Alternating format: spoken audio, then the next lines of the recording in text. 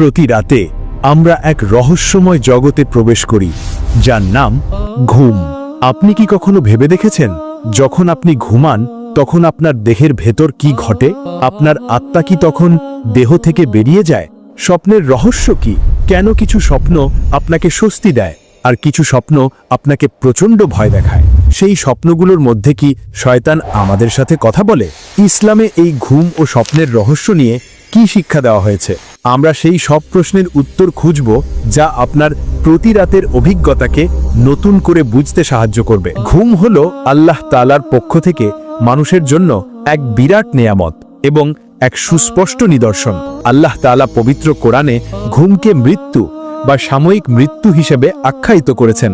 আল্লাহ বলেছেন, তিনিই সেই সত্তা যিনি রাতে তোমাদের রূহ কবজ করে নেন এবং দিনে তোমরা যা কিছু করো তা তিনি জানেন।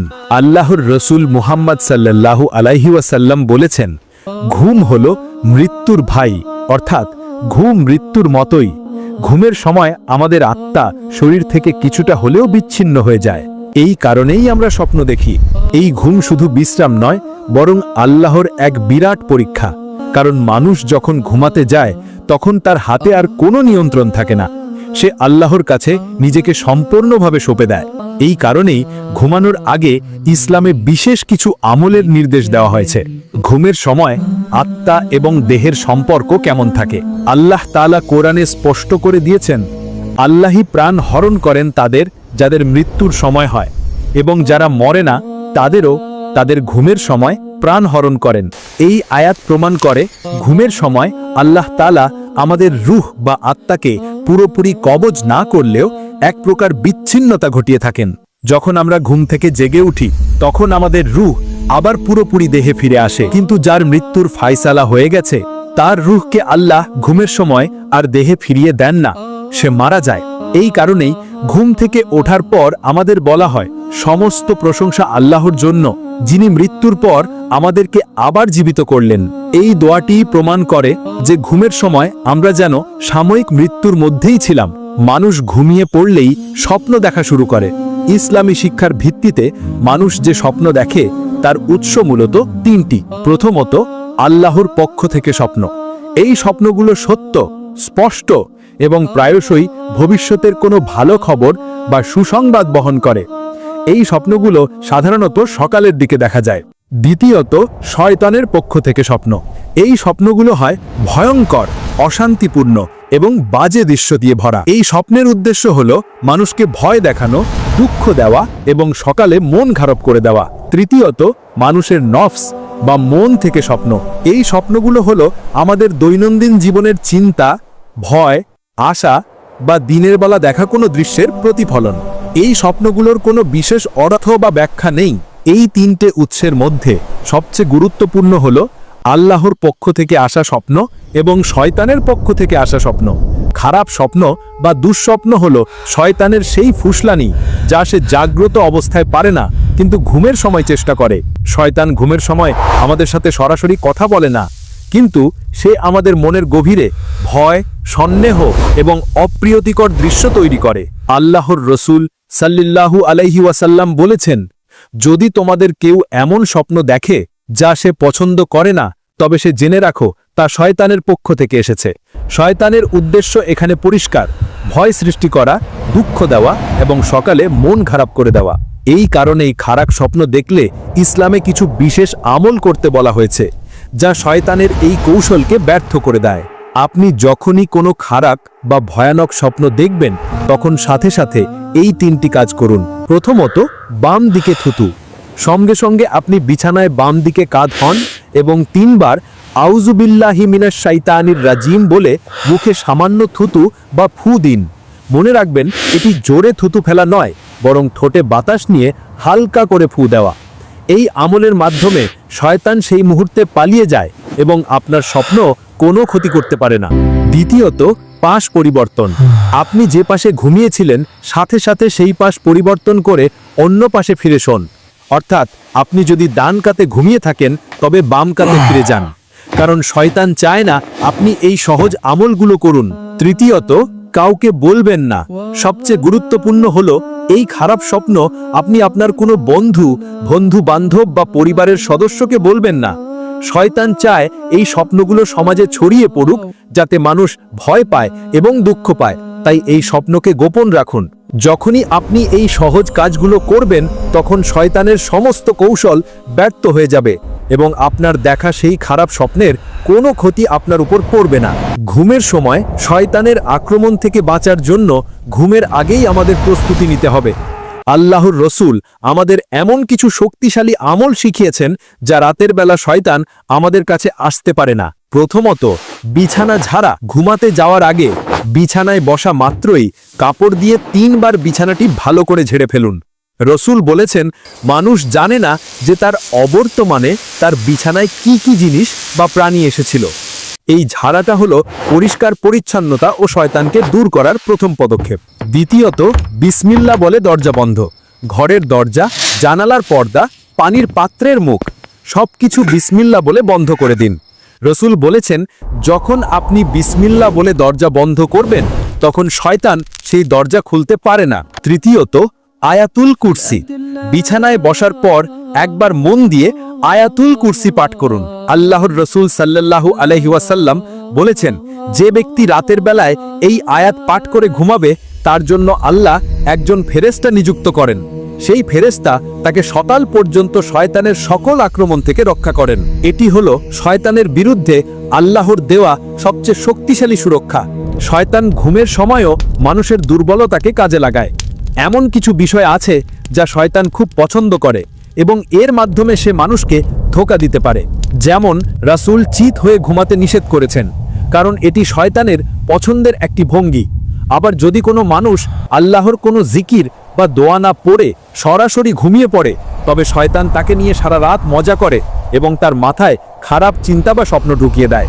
ঘুমের আগে এই সতর্কতাগুলো অবলম্বন না করলে শয়তান সহজে তার ক্ষতি করার সুযোগ পায়। আর সত্য স্বপ্ন বা সুসংবাদপূর্ণ স্বপ্ন, এই স্বপ্নগুলো আল্লাহ তাআলার পক্ষ থেকে বান্দার প্রতি আসা এক ধরনের বিশেষ বার্তা। ইসলামী শিক্ষায় সত্য স্বপ্নকে নবুয়তের ছেঁড়া অংশ হিসেবে গণ্য করা হয়। আল্লাহর রসুল মুহাম্মদ সাল্লাল্লাহু আলাইহি ওয়াসাল্লাম বলেছেন, সত্য স্বপ্ন হলো নবুয়তের 46 ভাগের 1 ভাগ। এর অর্থ হলো, নবুয়তি যদিও বন্ধ হয়ে গেছে, কিন্তু আল্লাহ এখনো তার নেককার বান্দাদের কিছু বার্তা স্বপ্নের মাধ্যমে দিয়ে থাকেন। এই স্বপ্নগুলো হয় স্পষ্ট, নির্মল এবং এতে কোনো ভয় বা বিভ্রান্তি থাকে না। এই ধরনের স্বপ্ন সাধারণত এমন বান্দারাই দেখেন যাদের ঈমান খাঁটি এবং যারা আল্লাহর প্রতি একনিষ্ঠ। এই স্বপ্নগুলো আল্লাহ কেন দেখান? এর প্রধান কারণ হলো বান্দাকে সুসংবাদ দেওয়া, তার ঈমানকে আরও মজবুত করা এবং ভবিষ্যতের কোনো ভালো কাজের জন্য তাকে প্রস্তুত করা। যেমন কোনো মানুষ হয়তো তার ভবিষ্যতের কোনো বিপদ থেকে বাঁচার পথ স্বপ্নে দেখতে পেল, অথবা তার কোনো ভালো কাজের জন্য আল্লাহর পক্ষ থেকে পুরস্কারের ইঙ্গিত পেল। এই স্বপ্নগুলোই হলো সেই মিষ্টি ফল যা বান্দা দুনিয়াতে বসে আল্লাহর প্রতিদান হিসাবে পায়। খারাপ স্বপ্ন দেখলে যেমন আমাদের কিছু আমল করতে হয়, তেমনি ভালো স্বপ্ন বা সত্য স্বপ্ন দেখলে আমাদের 3টি জরুরি কাজ করতে হয়। প্রথমত, আল্লাহর প্রশংসা। ভালো স্বপ্ন দেখার সাথে সাথে আল্লাহর প্রতি কৃতজ্ঞতা প্রকাশ করুন। বলুন, আলহামদুলিল্লাহ, অর্থাৎ সমস্ত প্রশংসা আল্লাহর জন্য। এটি আল্লাহর দেওয়া একটি বিশেষ নেয়ামত। দ্বিতীয়ত, আনন্দ প্রকাশ। আপনার এই ভালো স্বপ্নের কথা আপনি সেই বন্ধু বা আত্মীয়কে বলতে পারেন যাকে আপনি বিশ্বাস করেন এবং ভালোবাসেন। এমন ব্যক্তিকে বলুন যিনি আপনার ভালো চান।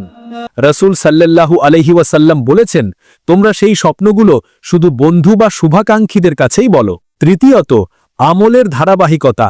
সবচেয়ে গুরুত্বপূর্ণ হলো সেই স্বপ্নের কারণে আপনার আমলের মধ্যে যেন কোনো অহংকার না আসে, বরং সেই স্বপ্নের সুসংবাদ আপনাকে আরও বেশি করে নেক কাজ করতে উৎসাহিত করা উচিত। কারণ স্বপ্ন হলো ইঙ্গিত, আসল ফল হলো আপনার নেক আমল। সত্য স্বপ্নের একটা বিশেষ ব্যাখ্যা থাকে, কিন্তু সেই ব্যাখ্যা দেওয়ার সময় খুব সতর্ক থাকতে হবে। স্বপ্নের ব্যাখ্যা এমন ব্যক্তির কাছ থেকে নিতে হবে যিনি জ্ঞানী, আল্লাহ ভীরু এবং আপনার ভালো চান। কারণ স্বপ্নের ব্যাখ্যা যদি ভুল হয়, তাহলে সেই ভুল ব্যাখ্যাই বাস্তবে পরিণত হতে পারে। রাসূল বলেছেন, স্বপ্ন হলো এমন এক পাখির পায়ের মতো যা যতক্ষণ না ব্যাখ্যা করা হয় ততক্ষণ ঝুলে থাকে। যখন ব্যাখ্যা করা হয় তখন তা কার্যকর হয়ে যায়। এই কারণেই সাধারণ বা অবিশ্বাসী মানুষের কাছে স্বপ্নের কথা বলতে নিষেধ করা হয়েছে। যদি কেউ আপনার স্বপ্নের ভুল ব্যাখ্যা দেয়, তবে সেই ভুল ব্যাখ্যাই কার্যকর হওয়ার ভয় থাকে। তাই স্বপ্নের ব্যাখ্যা দেওয়ার সময় চূড়ান্ত জ্ঞান ও সতর্কতা প্রয়োজন। আমরা জানলাম ঘুম হলো সাময়িক মৃত্যু। এই সময় আমাদের সুরক্ষার জন্য রাসূলের মুহাম্মদ সাল্লাল্লাহু আলাইহি ওয়াসাল্লাম আমাদের কিছু সহজ সুন্নত শিখিয়েছেন, যা মেনে চললে আমাদের ঘুম শয়তানের ফুসলানি থেকে মুক্ত থাকবে এবং পুরো রাতটাই ইবাদতে পরিণত হবে। ভালো ঘুম এবং শয়তানকে দূরে রাখার জন্য রাসূল কিছু সহজ কাজ করার পরামর্শ দিয়েছেন। প্রথমত, অজু করে নেওয়া। ঘুমাতে যাওয়ার আগে অজু করে নিলে সেই ব্যক্তি সেই রাতে আল্লাহর স্মরণে ঘুমিয়ে পড়েন। এই সময় আল্লাহ তাআলা একজন ফেরেশতাকে নিযুক্ত করেন, যিনি সকাল পর্যন্ত তাকে শয়তানের আক্রমণ থেকে রক্ষা করেন। দ্বিতীয়ত, ডান কাতে ঘুমানো। রাসূল বলেছেন, তোমরা ডান কাতে ঘুমাও। বিজ্ঞানও বলে ডান কাতে ঘুমালে হৃৎপিণ্ড এবং হজম প্রক্রিয়ার উপর চাপ কম পড়ে। এটি শুধু সুন্নত নয়, এটি স্বাস্থ্যের জন্য উত্তম। তৃতীয়ত, হাতের তালুতে ফু দেওয়া। ঘুমাতে যাওয়ার আগে দুই হাতের তালু একত্রিত করুন। এরপর সূরা ইখলাস, সূরা ফালাক এবং সূরা নাস, এই তিনটি সূরা পাঠ করে হাতের তালুতে ফু দিন। তারপর সেই হাত দিয়ে মাথা থেকে শুরু করে সারা শরীরে যতটুকু পারেন বুলিয়ে দিন। এই কাজটি 3 বার করুন। এই আমলটি হলো শয়তানের জাদু, ফু এবং ওয়াসওয়াসা থেকে বাঁচার জন্য আল্লাহ দেওয়ার সবচেয়ে কার্যকর রক্ষা কবচ। শয়তানকে পুরোপুরি দূরে রাখার জন্য রাসূল সাল্লাল্লাহু আলাইহি ওয়াসাল্লাম কিছু বিশেষ জিকির ও দুআ শিখিয়েছেন। এগুলো পড়লে শয়তান আপনার কাছে আসতে সাহস পাবে না। প্রথমত, আয়াতুল কুরসি। আমরা আগেই জেনেছি রাতে একবার আয়াতুল কুরসি পড়লে আল্লাহ একজন ফেরেশতা নিযুক্ত করেন, যিনি সকাল পর্যন্ত আপনাকে শয়তান থেকে পাহারা দেন। দ্বিতীয়ত, শেষ 2টি আয়াত। সূরা বাকারার শেষ 2টি আয়াত ঘুমানোর আগে পড়লে এই 2টি আয়াতই পাঠকের জন্য যথেষ্ট হয়ে যায়। এই আয়াতগুলোই তার সকল বিপদ ও কষ্ট দূর করার জন্য যথেষ্ট। তৃতীয়ত, ঘুমের দোয়া। রাসূল সাল্লাল্লাহু আলাইহি ওয়াসাল্লাম আমাদেরকে ঘুমানোর আগে আল্লাহর কাছে একটি দোয়া করতে শিখিয়েছেন, আল্লাহুম্মা বিসমিকা আমুতু ওয়া আহিয়া, অর্থাৎ, হে আল্লাহ, তোমার নামে আমি মৃত্যুবরণ করছি এবং তোমার নামেই জীবিত হব। এই দোয়াটি হলো নিজেকে আল্লাহর কাছে সম্পূর্ণভাবে সঁপে দেওয়ার চূড়ান্ত অঙ্গীকার। শয়তান মানুষের সাথে ঘুমের সময়ও এক ধরনের লড়াই করে। আল্লাহর রাসূল সাল্লাল্লাহু আলাইহি ওয়াসাল্লাম বলেছেন, তোমাদের প্রত্যেকে যখন ঘুমায় তখন শয়তান তার মাথার পিছনে 3টি গিঁট লাগিয়ে দেয়। এই গিঁটগুলো হলো অলসতা এবং খারাপ চিন্তার প্রতীক। এই গিঁটগুলো খোলার পদ্ধতিও রাসূল সাল্লাল্লাহু আলাইহি ওয়াসাল্লাম শিখিয়েছেন। প্রথম গিঁট, যখন মানুষ ঘুম থেকে জেগে উঠে আল্লাহকে স্মরণ করে, অর্থাৎ আলহামদুলিল্লাহ বা জিকির করে, তখন একটি গিঁট খুলে যায়। দ্বিতীয় গিঁট, যখন মানুষ অজু করে তখন দ্বিতীয় গিঁটটিও খুলে যায়। তৃতীয় গিঁট, যখন মানুষ ফজরের নামাজ আদায় করে তখন তৃতীয় গিঁটটিও খুলে যায়। এভাবে যে ব্যক্তি ঘুম থেকে উঠে আল্লাহর হুকুম পালন করে সে সারা দিনের জন্য চাঙ্গা ও উদ্যমী থাকে, আর যে ব্যক্তি অলসতা করে সে সারাদিন অলস এবং মনমরা থাকে। ইসলামে আপনার জীবনের প্রতিটি সাধারণ কাজও ইবাদতে পরিণত হতে পারে যদি তার নিয়াত বা উদ্দেশ্য সঠিক থাকে। ঘুমও এর ব্যতিক্রম নয়। যদি একজন বান্দা ঘুমাতে যাওয়ার আগে 2টি কাজ করে, তবে তার সেই ঘুম ইবাদতে পরিণত হয়। প্রথমত, সঠিক নিয়াতে ঘুমানো। যদি আপনি এই নিয়াতে ঘুমাতে যান যে আমি ঘুমিয়ে আমার শরীরকে সতেজ করব যাতে ফজরের সময় উঠে আল্লাহর ইবাদত ভালোভাবে করতে পারি, বা আমি ঘুমাবো যাতে আমি দিনের বেলায় হালাল রিজিকের সন্ধানে কাজ করতে পারি, তবে আপনার এই ঘুম ইবাদতে গণ্য হবে। দ্বিতীয়ত, আমরা আগে যে আমলগুলো শিখেছি, অজু করা, ডান কাতে শোয়া, দোয়া পড়ে ঘুমানো, এই শূন্যগুলো মেনে চললে আপনার ঘুম শয়তান মুক্ত থাকে এবং আল্লাহর স্মরণে কাটে। এই কারণেই আপনার ঘুম তখন সাধারণ ঘুম থাকে না, বরং ইবাদতে পরিণত হয়। এমনকি মানুষ যখন গভীর ঘুমে থাকে তখনও সে নেকি অর্জন করতে পারে। এটি সম্ভব হয় ঘুমের আগে করা বিশেষ কিছু জিকিরের মাধ্যমে। রাসূল সাল্লাল্লাহু আলাইহি ওয়াসাল্লাম একটি খুবই মূল্যবান আমল শিখিয়েছেন, ঘুমানোর আগে 33 বার সুবহানাল্লাহ, 33 বার আলহামদুলিল্লাহ এবং 34 বার আল্লাহু আকবার পাঠ করা। এই জিকিরটি পাঠ করার পর যদি আপনি ঘুমিয়ে পড়েন, তবে এটি সারা রাত আল্লাহর কাছে আপনার আমলনামায় নেকি হিসেবে জমা হতে থাকে। এই জিকিরটি হলো শয়তানের বিরুদ্ধে আল্লাহর দেওয়া এক চূড়ান্ত প্রাচীর। আরও একটি আমল হলো, যে ব্যক্তি কোনো অসুস্থ ব্যক্তিকে দেখতে গেল এবং যাওয়ার সময় এই নিয়াতে গেল যে সে তার ঘুমন্ত অবস্থাতেও নেকি পেতে চায়, তবে আল্লাহ তাকে সেই ব্যক্তির জন্য নেকি লিখতে থাকেন। এমনকি দিনের শেষে যে ব্যক্তি তওবা করে ঘুমায় তার জন্য সারা রাত আল্লাহর রহমতের দরজা খোলা থাকে। শয়তান রাতের বেলায় মানুষের উপর নানা কৌশল করলেও সবচেয়ে বেশি তৎপর হয় ফজরের সময়, কারণ ফজর হলো দিনের প্রথম ইবাদত যা একটি বান্দার সারা দিনের গতিপথ নির্ধারণ করে। শয়তান জানে যে যদি সে বান্দাকে ফজরের নামাজ থেকে দূরে সরিয়ে দিতে পারে তবে সে পুরো দিন তাকে অলসতা এবং পাপের দিকে রাখতে পারবে। এই কারণে আল্লাহর রসুল সাল্লাল্লাহু আলাইহি ওয়াসাল্লাম বলেছেন, শয়তান ঘুমন্ত ব্যক্তির মাথার পিছনে 3টি গিট লাগিয়ে দেয়। প্রথম গিট হলো রাত অনেক লম্বা, এখনো ঘুমাও। দ্বিতীয় গিট হলো আরেকটু ঘুমাও, এখনো সময় আছে। আর তৃতীয় গিট হলো আজ না হয় কাজা করে নাও, কাল পড়বে। এই গিটগুলো খোলার নিয়মও আমরা আগেই জেনেছি। ঘুম থেকে জেগে উঠে আল্লাহকে স্মরণ করা, ওযু করা এবং ফজরের নামাজে দাঁড়িয়ে যাওয়া, এই আমলগুলোই প্রমাণ করে আপনি শয়তানের বিরুদ্ধে বিজয়ী হয়েছেন এবং দিনের শুরুটা আল্লাহর হুকুম পালনের মাধ্যমে করেছেন।